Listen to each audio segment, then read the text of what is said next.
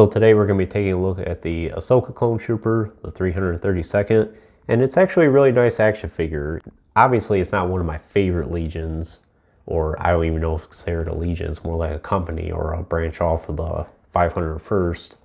Pretty nice for the most part. At first I wasn't too big of a fan with the orange helmet and then the 501st body, but after having it in hand for a little bit, it's actually a really nice action figure. At this point, we've gotten this Clone Trooper mold over and over and over again. And pretty soon here, it's probably looking like it's going to be one of the last releases of clones that we get with this mold.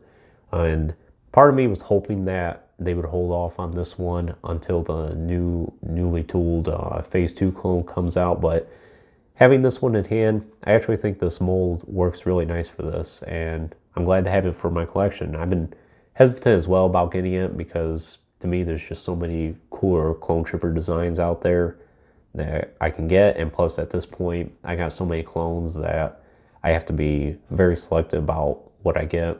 I do have this one loose, and I also have one carded as well. Might be all I get. Maybe I'll get 2 more at some point, but we'll see. But anyways, we'll talk more about the action figure here in a second, and we'll look at the package here first.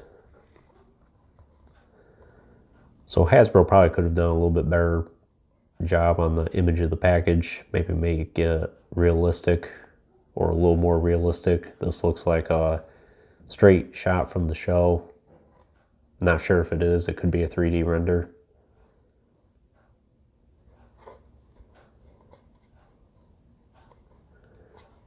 Clone Wars logo there. Nice that we're still getting Clone Wars action figures.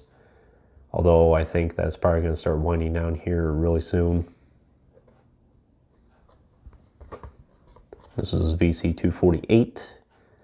And at this point I have most of these reviewed on the channel. I will get around the Jesse at some point with the ARC Trooper 3-pack. And I will get around to the Bith at some point. And I probably will not be getting that Din Djarin.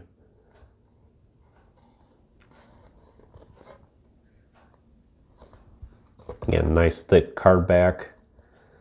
Glad that Hasbro was committed to doing that.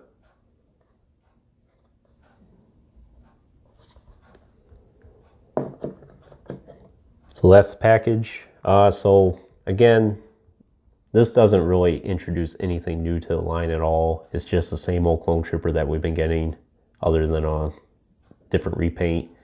And he is slightly, in case you're curious, he is painted a little bit different compared to the 501st clone.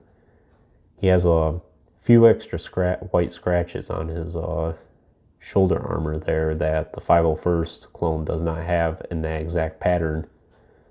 So Hasbro did differentiate between the two a little bit.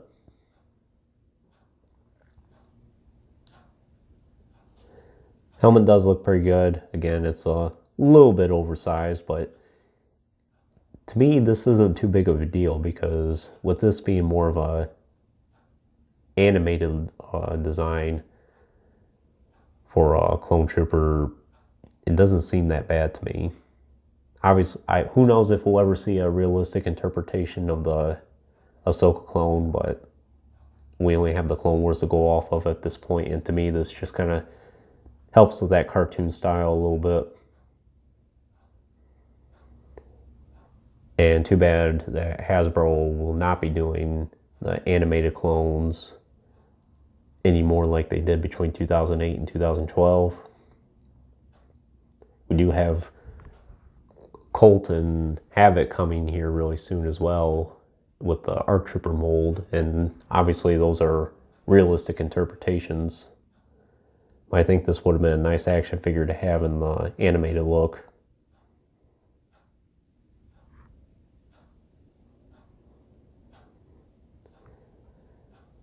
But pretty much the only thing unique about this compared to the other clones we've gotten is just the helmet, and that's it really.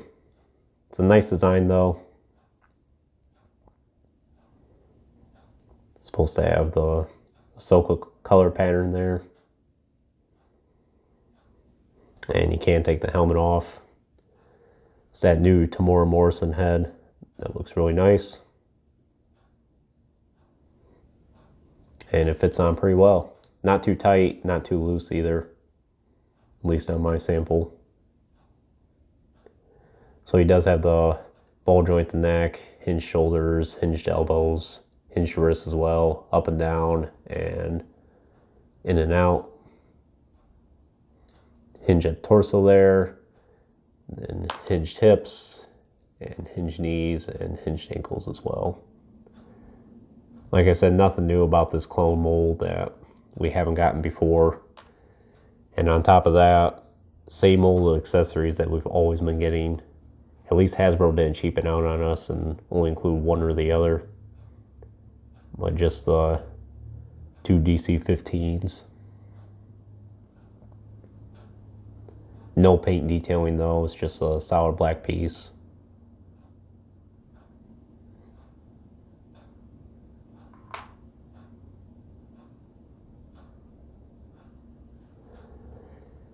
And I'll probably have them displayed with this one just to differentiate them.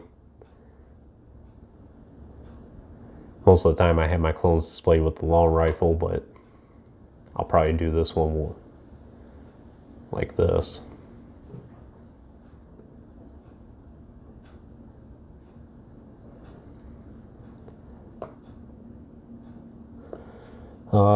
Trying to see if there's anything else different about this. I think for the most part, other than the few scratches here and there, it's about the same paint scheme as the 501st clone that we've gotten in this sculpt as well.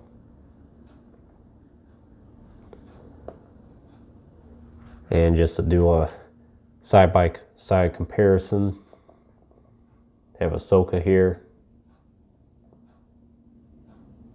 She does have a hard time standing, so I'll do that. Unfortunately, I can't fit a stand for her very well at all either because she has a small hole for a foot. But that's what they look like together. And they look really nice. Like I said, I do have a second one right here actually. That at some point, maybe I'll open it, but for now, I'm okay just having the one. Have her stand back there. But other than that, that's all there is to say about this action figure. Would I recommend them for your collection? I would, especially if you're a Clone Trooper fan. If you're particular about what Clone Troopers you get, this probably is not one of the highlights of the line. You have the Galactic Marine and the 327th and the 501st and the 212th and the Shock Troopers. To me, there's just so many other Clone Trooper designs that are far better out there and have a far better backstory, I think. I'm not too big of a fan, like I said, between the orange scheme and the 501st body. But having the action figure in hand, I don't mind it so much. I actually think it looks good in some ways, but overall, I just think it's kind of a strange design and doesn't really seem to fit to me. But hopefully at some point we get a Captain Vaughn as well, just to complete that trio, and then we can have the clone, Ahsoka, and then Captain Vaughn. But who knows? To me, that would be a very simple retool or repack for Hasbro to do, but who knows how they operate these days. We know that they're very unpredictable. But other than that, that concludes this review. I hope you enjoyed it. Stay tuned for more reviews in the future. There will be plenty more to come. And if you haven't already, please like the video and subscribe to the channel. Greatly appreciate it. And Instagram is linked in the description as well. And thanks for watching.